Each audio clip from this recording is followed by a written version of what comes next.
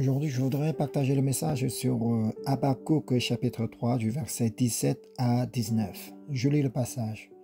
Car le figuier ne fleurira pas, la vigne ne produira rien, le fruit de l'olivier manquera, les champs ne donneront pas de nourriture, les brebis disparaîtront du pâturage, et il n'y aura plus de bœufs dans les étables. Toutefois, je veux me réjouir en l'Éternel, je veux me réjouir dans le Dieu de mon salut. L'Éternel, le Seigneur, est ma force. Il rend mes pieds semblables à ceux des biches, et il me fait marcher sur mes lieux élevés, au chef des chantres avec instruments à cordes. Quand j'étais à l'armée, il y avait une phrase que je détestais le plus. Comme vous le voyez sur la photo, même si c'est écrit en coréen, c'est la devise de notre unité des forces spéciales. S'il n'est pas possible, rends-le possible. C'est ce qui est marqué. Chaque fois que je voyais cette phrase, je me disais, si ce n'est pas possible, alors il suffit de ne pas le faire. Pourquoi faut-il absolument rendre possible ce qui ne l'est pas? Mais étonnamment, comme la phrase le disait, il n'y avait rien d'impossible. Un jour de neige, nous avons reçu l'ordre suivant, qu'il n'y ait pas un seul flocon sur la route. Est-ce que cela a du sens de toute la neige alors qu'il neige encore? Bien sûr que non. Mais quelle était la devise de notre unité? Ce n'est pas possible, rends-le possible. Ainsi, ce jour-là, nous avons effectivement fait disparaître toute la neige sur la route. Vous me demanderez comment c'était possible. En réalité, c'était simple. Nous n'avons fait que de balayer sans cesse jusqu'à ce que la neige s'arrête. C'est comme ça que ça a marché. Nous avons vécu quelque chose d'encore plus incroyable. Un jour, notre commandant a regardé la montagne derrière la base et, trouvant qu'il y avait trop de mauvaises herbes, il a donné l'ordre suivant. Ne laissez que les arbres arracher toute l'herbe. Quand nous avons entendu cela, qu'avons-nous pensé? C'est impossible.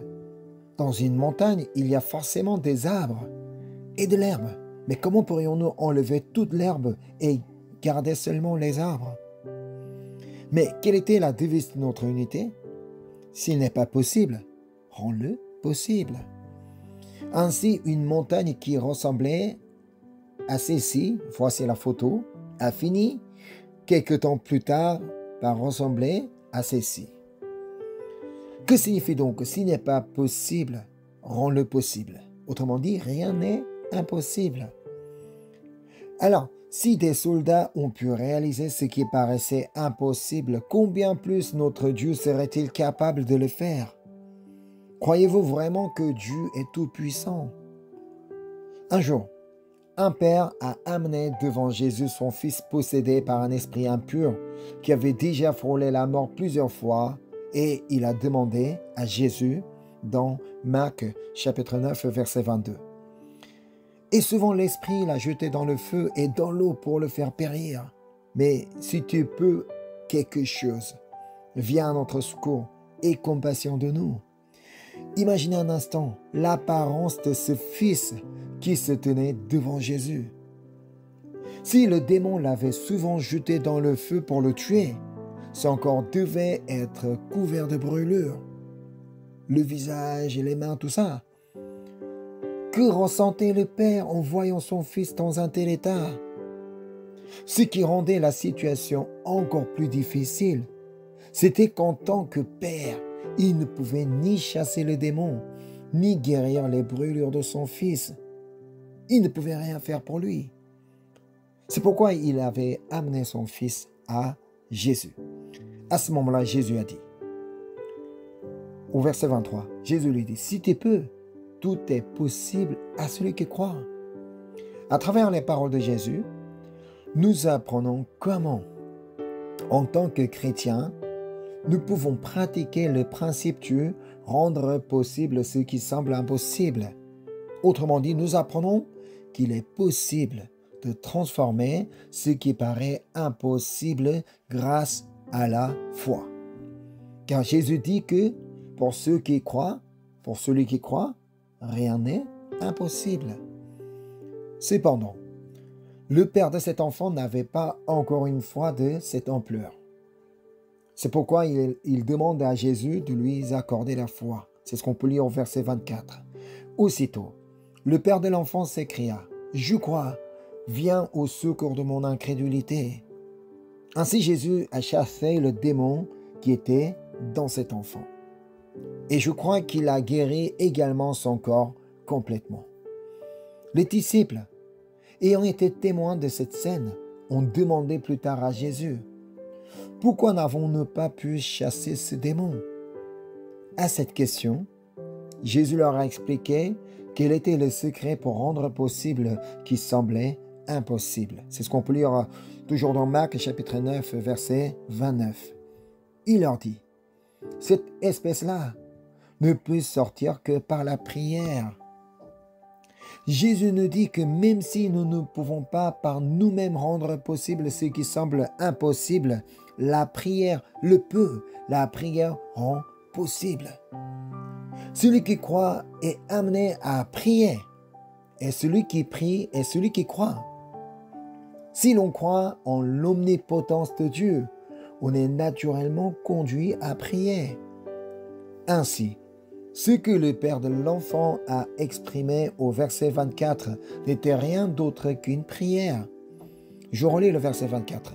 Aussitôt, le père de l'enfant s'écria, « Je crois, viens au secours de mon incrédulité. » C'était une prière. Nous prions parce que nous croyons. Mais même lorsque la foi nous fait défaut, nous devons prier pour que Dieu nous aide dans notre manque de foi, dans notre incrédulité.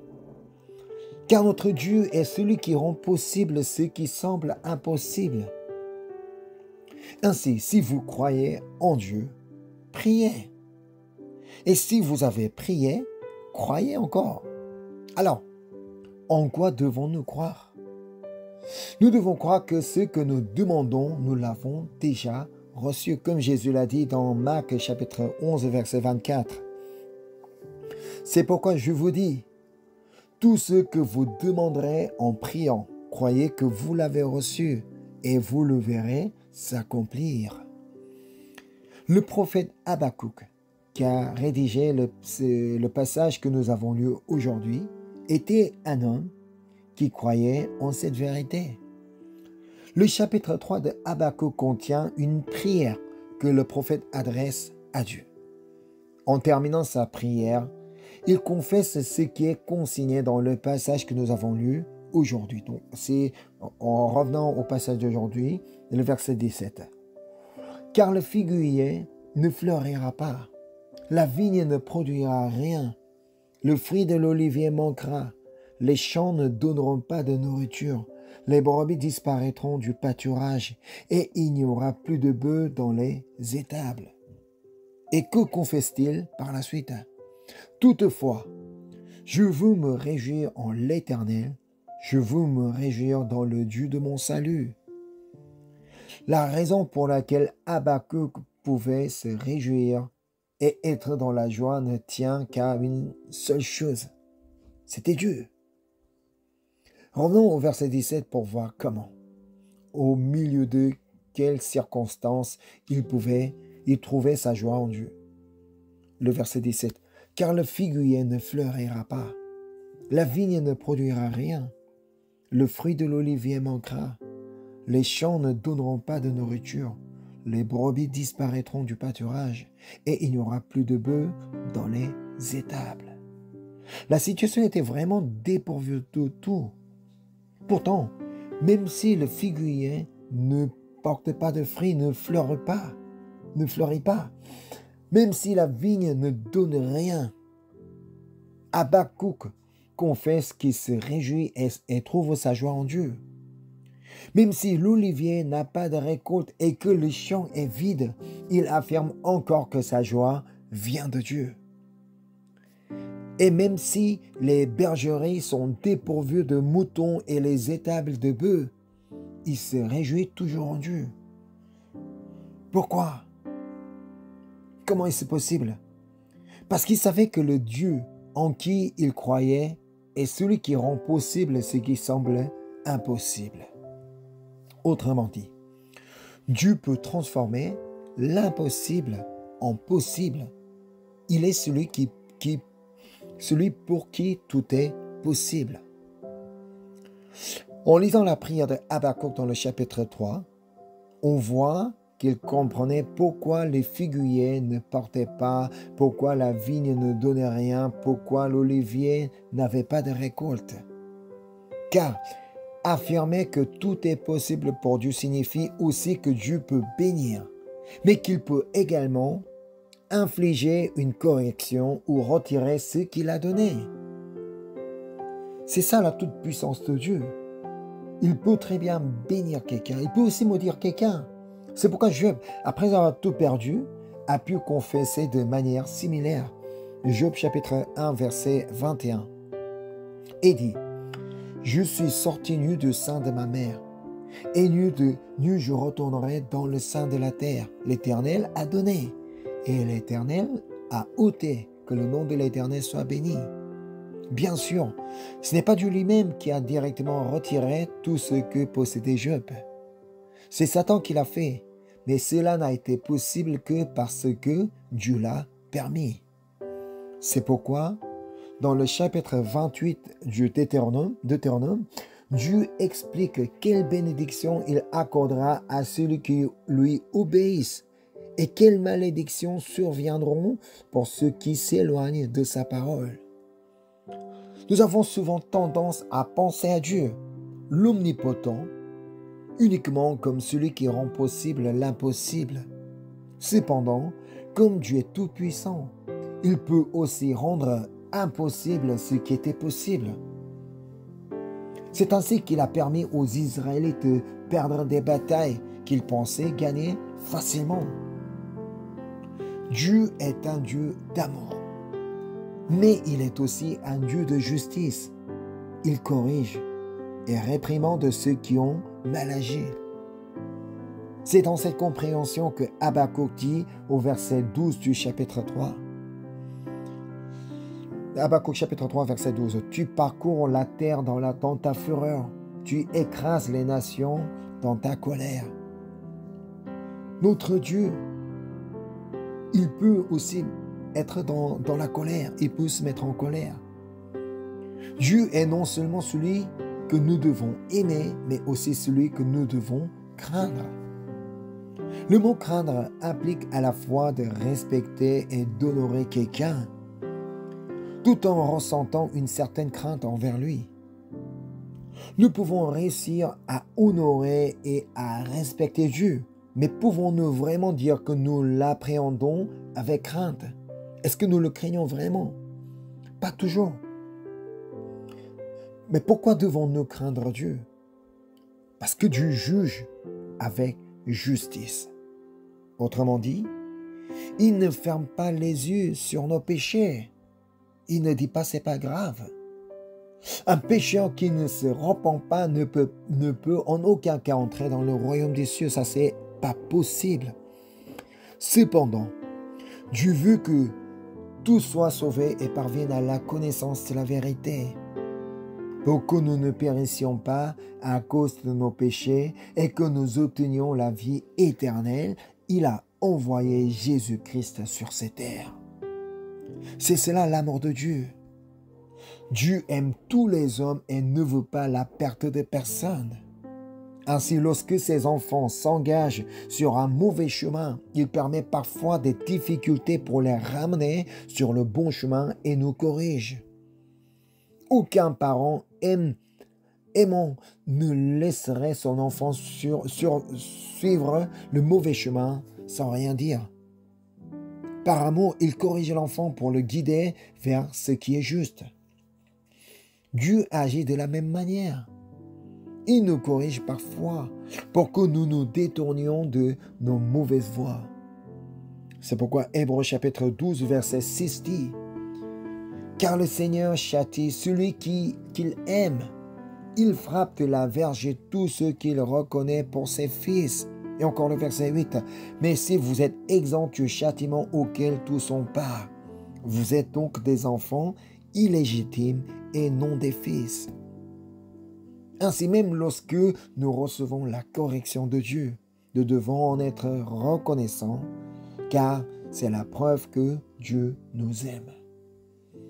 Mais si vous êtes exempts du châtiment auquel tous ont part, vous êtes donc des enfants illégitimes et non des fils. L'essentiel est que Dieu est toujours un Dieu de miséricorde et de compassion, prêt à pardonner ceux qui se repentent. Pour ceux qui vivent dans le péché, il est redoutable. Mais pour ceux qui se repentent et reviennent à lui, il est toujours un Dieu d'amour prêt à pardonner. C'est pourquoi à travers le livre d'Ésaïe, Dieu nous parle ainsi. Dans Ésaïe chapitre 55, verset 7. Que le méchant abandonne sa voie et l'homme d'iniquité ses pensées, qu'il retourne à l'Éternel, qui aura pitié de lui, à notre Dieu, qui ne se lasse pas de pardonner. Le prophète Habakkuk pouvait se réjouir et être dans la joie même au milieu des circonstances difficiles parce qu'il connaissait l'amour de Dieu. Bien sûr, le fait que le figuier ne porte pas de fruits n'est pas une bonne chose. Mais même si Dieu a permis que le figuier ne fleurit pas, ne donne pas de fruits, nous avons toujours de bonnes raisons de nous réjouir, car nous y découvrons l'amour de Dieu. Pourquoi? Parce que Dieu a laissé le figuier en vie. Il ne l'a pas déraciné. Autrement dit, tant que le figuier existe, il peut à nouveau porter des fruits à l'avenir. Quand pourra-t-il à nouveau porter des fruits? Comme nous l'avons vu à travers le passage d'Ésaïe, si le méchant abandonne sa voie et le malfaiteur ses pensées et reviennent à l'Éternel, Dieu fera preuve de miséricorde et de pardon et permettra qu'il porte à nouveau des fruits. Revenons maintenant au verset 17 d'aujourd'hui pour contempler l'amour de Dieu qui y révèle. Donc Habakkuk chapitre 3 verset 17. Car le figuier ne fleurira pas, la vigne ne produira rien, le fruit de l'olivier manquera, les champs ne donneront pas de nourriture, les brebis disparaîtront du pâturage et il n'y aura plus de bœufs dans les étables. La raison pour laquelle nous pouvons, comme Habakkuk, nous réjouir et être dans la joie, c'est que Dieu a laissé le cep de vigne en vie. Même si la vigne ne donne pas de fruits pour le moment, elle existe toujours. Et il reste donc la possibilité qu'elle porte à nouveau des fruits. De même, même si l'olivier ne produit rien, nous pouvons nous réjouir car Dieu a laissé l'olivier et il pourra de nouveau porter du fruit. Même si le champ est vide, nous pouvons être dans la joie car Dieu nous a laissé le champ et nous donne la possibilité d'y récolter à nouveau.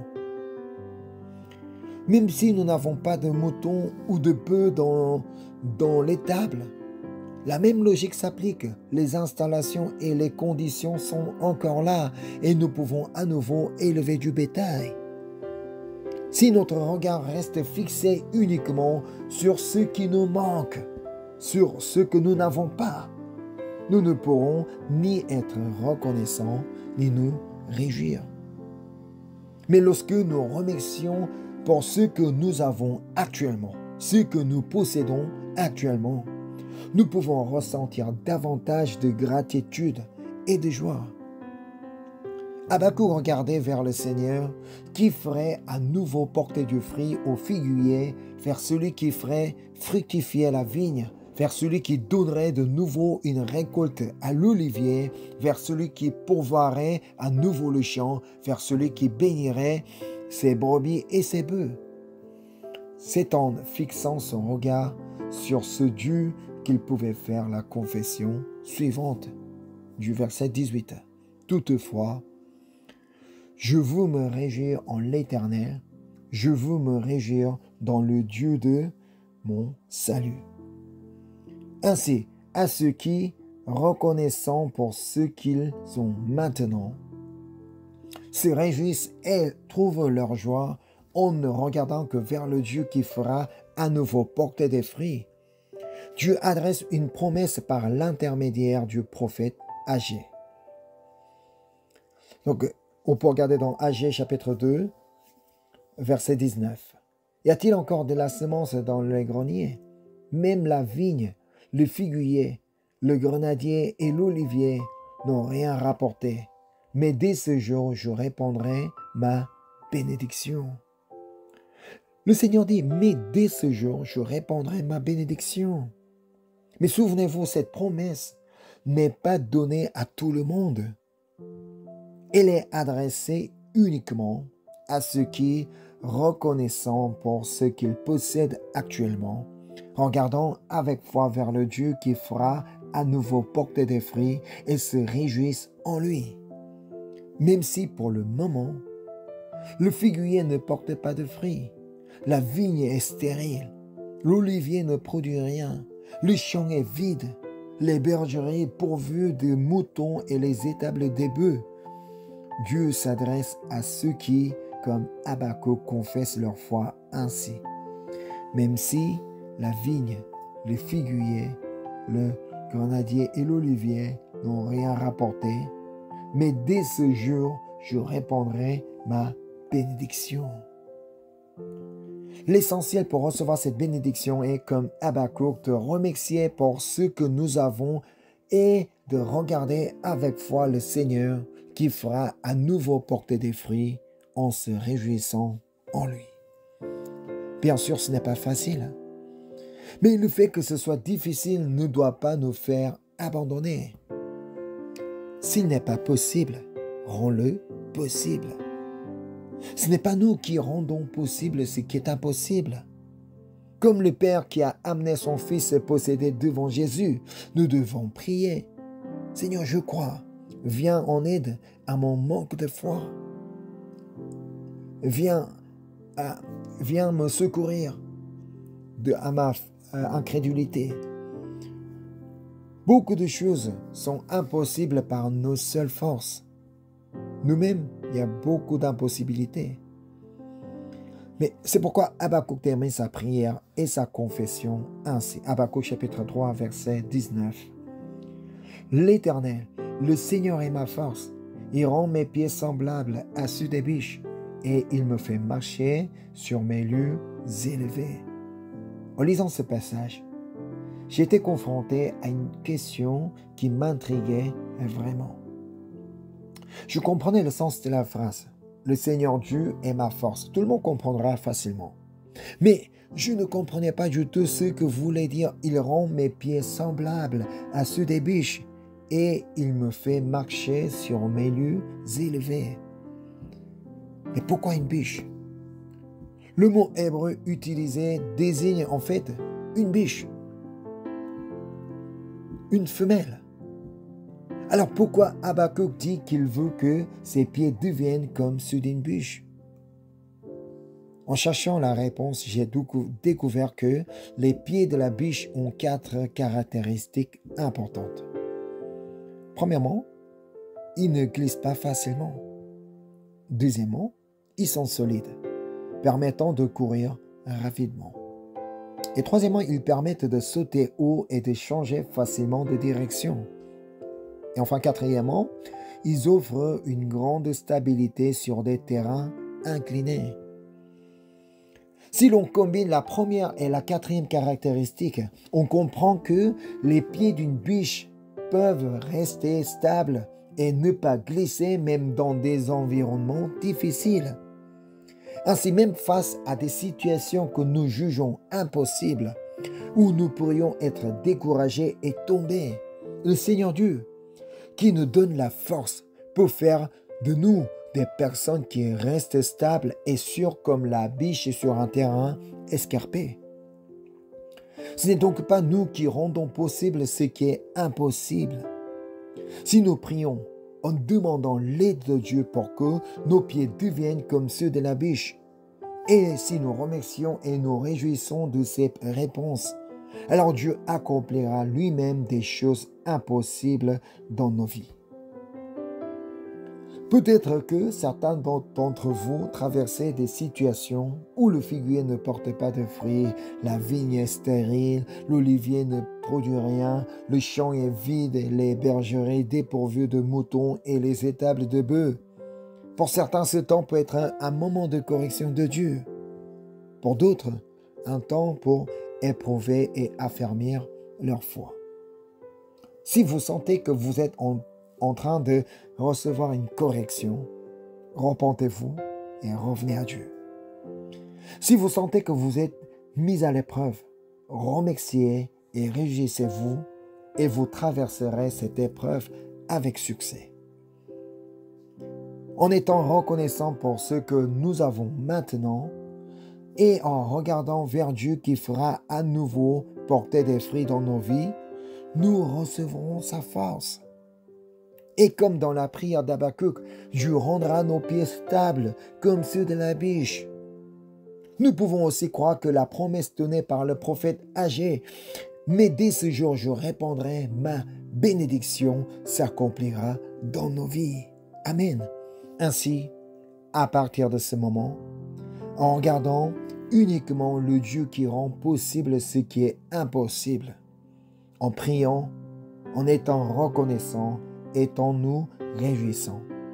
Je vous bénis, ainsi que moi-même, pour que nous recevions et jouissions des bénédictions que Dieu nous accorde au nom de Jésus-Christ. Amen. Je vais prier. Seigneur, merci pour ta grâce, merci pour ton amour, merci pour le message, pour la parole que tu as donnée à chacun de nous, Seigneur. Seigneur, merci parce que tu es toujours là. Merci parce que tu es tout puissant et que tu es omniprésent, Seigneur. Même si notre situation nous semble impossible, Seigneur, nous savons que c'est toi qui peux rendre possible ce qui nous paraissait impossible. Alors nous voulons placer notre confiance en toi, Seigneur, et que nous voulons continuer à te prier. Comme nous avons la foi que tu répondras à nos prières, nous voulons rester reconnaissants et que nous voulons nous réjouir en toutes circonstances. Parce que nous savons que tu es toujours là et que tu peux rendre possible ce qui est impossible pour nous. Seigneur, nous voulons toujours marcher avec toi. Nous voulons toujours placer notre foi en toi, Seigneur. Nous voulons placer notre confiance en toi, Seigneur. Merci d'être avec nous. Merci pour ta parole. Je te prie au nom du Seigneur Jésus-Christ. Amen.